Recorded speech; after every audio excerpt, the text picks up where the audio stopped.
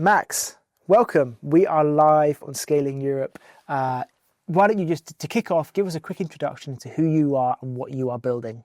Cool. Hi there. I'm Max, the founder of Azoma.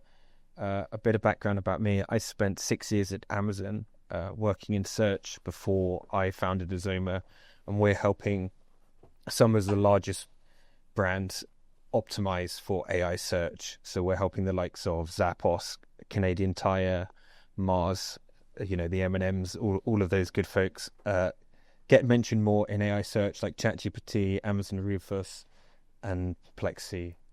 Can you give us a bit of background, like why has AI changed search, and why has this now become an opportunity?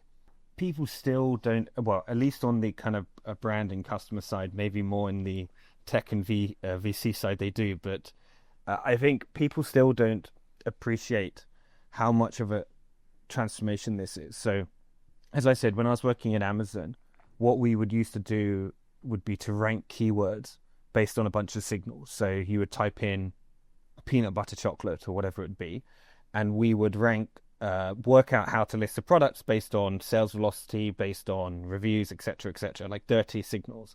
What we have when you're using a large language model or a reasoning model is a totally different technology. First of all, these models are trained on all kind of world knowledge, as you'll appreciate, and then they have memory and kind of an understanding of the user and their specific needs and preferences as well. So now when a prompt goes in, and typically this is a longer prompt because people are kind of talking conversationally now, so there's even more data in the prompt that feeds into the world knowledge, and also then the AI will think about the individual user as well and give a specific kind of generated response. So it's an entirely different tech stack to how search used to be done on Google, the PageRank algorithm, on Amazon, the A9 algorithm, which I kind of briefly explained, and therefore requires an entirely new approach for brands to surface and be recommended. And how quickly or how well do you think brands are adapting to this change? Well, I mean, as I said, I'm super grateful to be working with some really forward-thinking brands.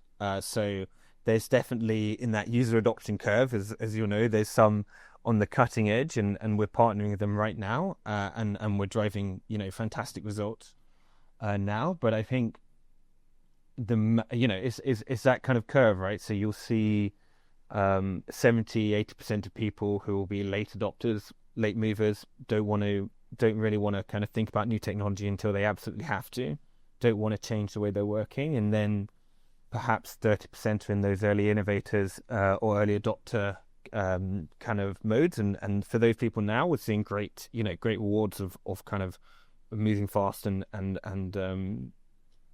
optimizing for the right algorithms. So right now, is there a real opportunity for people to kind of adopt early and get a competitive advantage over their competitors? Yes, but I think if we were talking in 6 months, then no. So I think there has been an early move advantage, and we've certainly seen brands reap the reward of this. But we've been doing this 3 years, right? So I think we will soon get to the point where this becomes the new normal, and I would imagine that's like 6 months time. So like that kind of window is kind of narrowing, and I think there's lots of narrative about AI search around now, and that kind of tells you that we're getting beyond that early adopter kind of phase. Yeah, that's really interesting. 6 months is a short timeline, but as you said, you've been building this space for a number of years. Yeah. How have you seen it change over the last 3 years? How has it changed? When we founded the business, so me and my co-founder met on Entrepreneur First. I don't know if you're probably familiar with this, and we met in 2022. Pre-ChatGPT, and as soon as we saw ChatGPT, he's a postdoc and PhD in AI. I as I said, I had a background in Amazon at search. We're like, this is the future. This is how people are going to discover products. That was a very controversial. EF's whole belief is you need controversial beliefs, and I can tell you that was a very controversial belief in 22. And we then went on Techstars in 23, of which eBay Ventures were the LP. And we would be sitting in the kind of eBay offices in kind of out in SF in the Bay, and they were telling us, yeah, you're never going to have LLM based search in the marketplaces because it will cannibalize the ads business, and the ads business is too important. And this was like senior VPs at eBay saying this is not going to happen. So it was a pretty controversial belief in 23, and we're like, no, it's a better customer experience, it will happen. And lo and behold, Amazon have Rufus, Walmart has Sparky, 60% of us are using AI engines to search. Google's now got AI overviews. Like, we've all moved into that direction. So now it's we're, to answer your question, we're at that point of mass adoption. I think it's very obvious now that this is going to be the future, and kind of we're kind of thinking ahead of, well, what happens next. And in my mind, what happens next is these agentic browsers. We've seen Perplexity Comet. I don't know if you've had a play around with that. Yeah. I think we're going to have these AI agents on the side of our to start with computers, but then on our phones, which are basically running hundreds of prompts in the background. Stuff that we don't have to like prompt ourselves. It will just be doing stuff in the background as we talk, as we search, helping us to discover things kind of autonomously. And I think that's that will be the next phase of this AI wave, and we're definitely thinking about that at Azoma, but obviously like very focused as well as the current LLM adoption, which is just being rolled out. And can you talk a little bit about a real use case? One of your clients. What kind of service are you providing, and what do they get out of it? It starts with showing the customer how they are visible in AI. So we will ping the models hundreds of thousands of times on behalf of the customer. And we've got 2 patents actually in the business. One of the patents, we will ping ChatGPT or Amazon or whoever it will be. We'll look at the response we get back, and we build a predictive model that understands how people are talking about search. So kind of the first half is we show people how their visibility is. And then the second kind of part of it is then using those insights to generate optimized content. So Canadian Tire, who are, let's say, the Macy's of Canada, a massive retailer, I think one of the largest in Canada, we're doing 18,000 product listings with them every month. With, optimized for GEO. With Zappos, we're doing around 2,000. We have we don't just do product listings. So we have Winn-Dixie, who are a big grocer out in Florida, and we've generated for them hundreds of recipes, and as I said, these recipes are based on trending topics people are talking about to ChatGPT. So we will be picking up on the latest food trends that people are asking, how do I cook XYZ? We'll generate a recipe that gets published on the Winn-Dixie website. So then when Winn-Dixie itself will get cited, which is one of the banners that SEG owns, one of the chains that they own. And then we've increased their kind of share of recommendations in ChatGPT and traffic from ChatGPT 5x. So that's how we work. Well, that's an amazing testimonial or client result. 5x is huge. Yeah. I mean, I would say we can happily 5 to 7x recommendations, and in some ways, it's not early days in terms of consumers adopting this, but maybe it's. We're in the first innings of the GEO tool adoption from the brand. So, you can drive pretty impressive results. And what advice would you give to, say, a consumer-facing brand who has not looked at GEO at all, and maybe they're just they want to get started, they want to improve it, maybe themselves in-house first? What would you recommend are the first steps to help them with this? Yeah. Well, my first step would be to think about who their customers are. If their customers are Gen Z, then 93% of Gen Z, at least in the UK, are using at least 2 AI tools a week. So, if you're younger, you understand the nuances between Perplexity and Claude, and you're using different ones for different use cases. If you are selling to an older demographic, maybe you're selling, retirement insurance or whatever it will be, then maybe it's less of a pressing issue. So I would first advise them to think about who is their target audience. Is that target audience using AI search, and is you can kind of tell instinctively as well as just look at what data you have available, and then if their target customer is using AI search, then I would say to them it's a massive opportunity. That likely if they're selling to under 40s, it's become a significant channel for that consumer. as we discussed, it's not yet. Other brands are still. You've got about 6 months, I'd guess, before everyone has a GEO tool. So I would encourage them to look at it and think about it, and also think about Azoma, as we've been doing this for 3 years and driven results. Yeah, of course, absolutely. And is there, when you look at the models and the type of content that they kind of consume, or the type of things that they're looking out for, are there specific types of content, whether it's like, posting on Reddit? Is it articles published on your own website, blogs? Is there other types of things that are more likely to be picked up? Yeah, so definitely. And to give you the brief answer, the 3 things that I would encourage people to do on their own websites would be FAQs. We all, the LLMs love an FAQ. If you can marry that FAQ with questions that customers are asking in ChatGPT, even better. But number 1, FAQs. Number 2, testimonials. We have a couple of testimonials on our website. And I've seen these in the data and also anecdotally being picked up in ChatGPT. So a really good way of, if you can put a testimonial from a real customer, name them, that can get surfaced in GPT. And then number 3 is tables. The AI engines love tables. I think Microsoft actually published a paper demonstrating how like LLM performance is enhanced with a table when like using tabular format. So get those comparison tables up in the blogs or on your recipes or wherever it will be on the website, and that kind of, the LLMs, at least at the moment, bias towards kind of consuming that kind of data as well. Interesting. Do you think that's going to change the way that consumer companies kind of build their websites or build their content, that it's no longer almost like customer or consumer facing? Yeah. It actually just becomes content for the models. Yeah. I'm gonna give you a hot and spicy take. I really dislike it when people say this, and the reason is, in my mind, these LLMs are, and it's not just you. I hear people in the industry saying, "Oh, you need to design a website for the LLM." Right? People like you have people trying to sell these.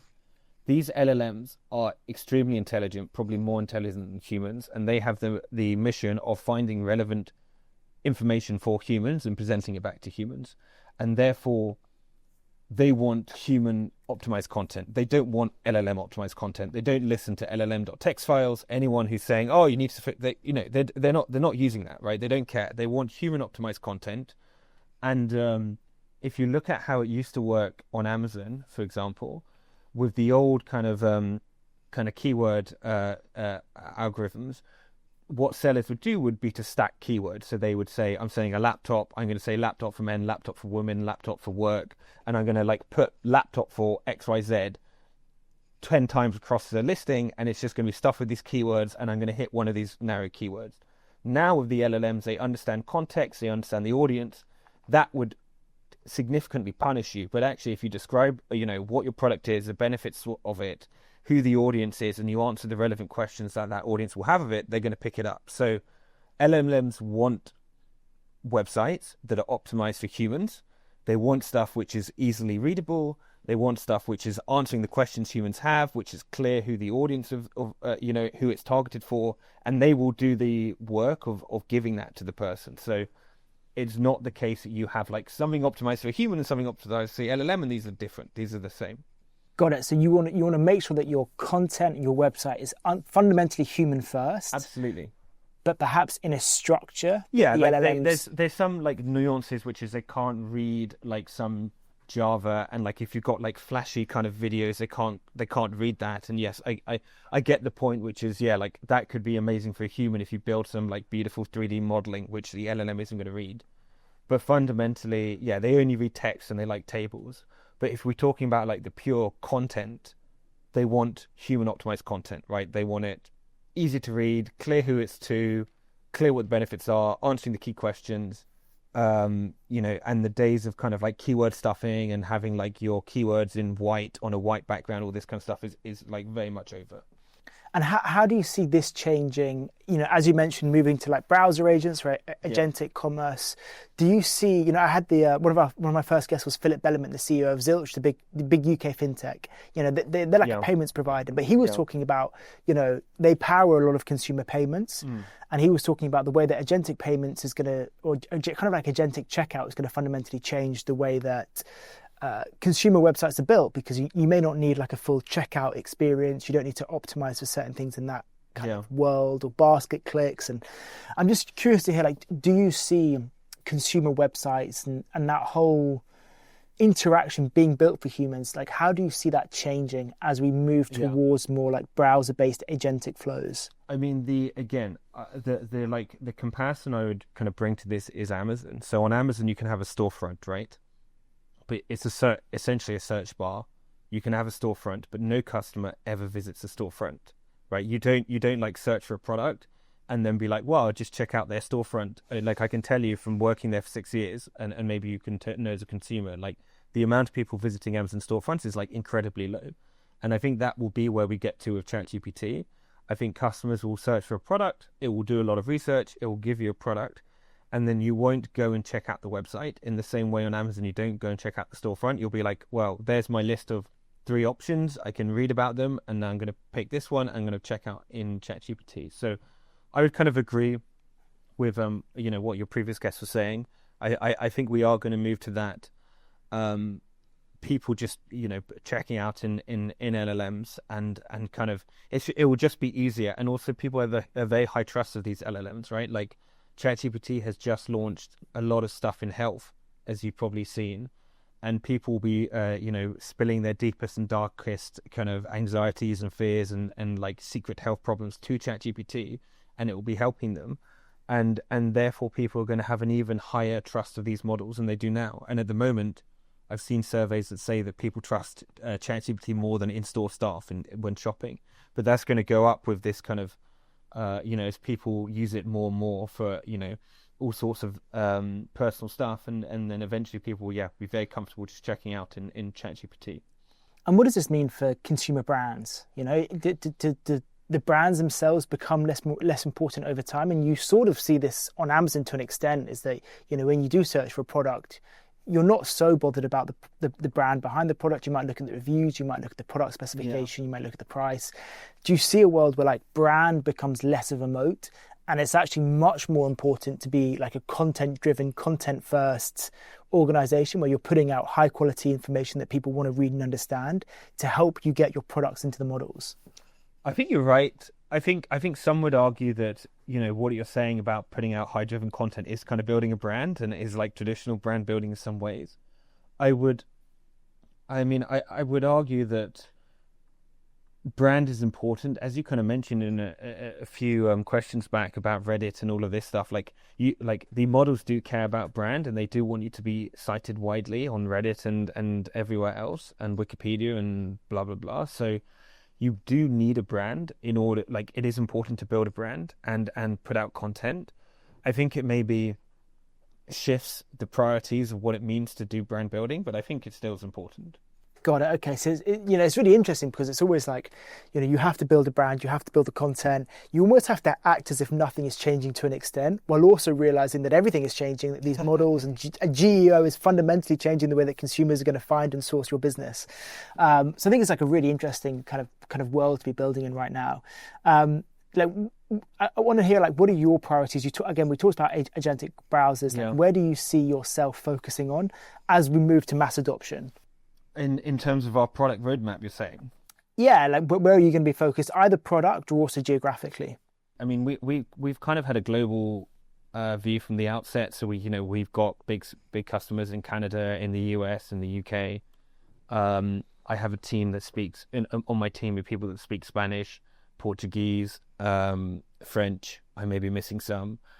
So we're a team of 20 now. So we have multiple languages, and we have customers across. I'd say we haven't really focused as much on kind of like mainland Europe, just because of the maybe cultural differences in terms of adopting technology is a lot easier in the States, and then maybe on a second order degree, Canada and the UK. So that we'll continue to do that in terms of geography. In terms of product, I mean, we see what's happening over the horizon. I think if I take a long-term answer to your question, I think there's two waves yet to come. I think there's the agentic kind of browser and mobile experience that, the Sam Altmans of the world are talking about, like having this agent that helps you in every aspect of your life. And we'll delegate a lot of shopping to them. So stuff like buying spare freezer parts and like fixing a light bulb. Like, you don't want to know, you don't care, you just want the cheapest and you want something that fits. And you'll just give it to them to find the products for you. And then I think the next wave will be kind of AI infused products. So we'll have like mirrors in our house which are recommending which skincare to buy, and our fridges will be saying, oh, if you order XYZ ingredient, you can cook your favorite meal. Do you want me to place that order for you so you can do it tonight? And I think we're going to have like AI, maybe this is like a 10-year horizon, like AI infused. We're just living with like lots of AI applications everywhere, as well as having like our own agent that maybe come in like 2-3 years. And so we are, I think we've done very well on this wave of the LLMs on ChatGPT and on marketplaces. And yeah, we're kind of thinking of the horizon as well. Like, we want to help our customers win in these two waves that are coming, and probably more that I can't even imagine yet. Yeah, amazing. And look, I'm conscious of running out of time. I want to ask you, you've been building this space for 3 years. Yeah. Like, one of the things that I really like about you and your co-founder's background is that you have this amazing kind of like founder market fit, founder product fit. You coming from Amazon, your co-founder being incredibly technical in AI. I just kind of wanted to get your thoughts, get your takes on like what advice or what advice would you give to aspiring entrepreneurs who are like maybe earlier on than you or thinking about taking the leap? What advice would you give somebody thinking about becoming an entrepreneur or building in the AI space? Well, I remember when I was going to quit my job, I called my late grandpa and I said to him, I've been working 6 years in Amazon. I really want to do this. What's your perspective, having lived 80 years? And he said to me, go do it. Worst case, you'll find another job in a few years. But at least you've tried. So I would, it was the best advice I've had and the best decision I've done to try. So number one, my advice, I don't think you can do something part-time.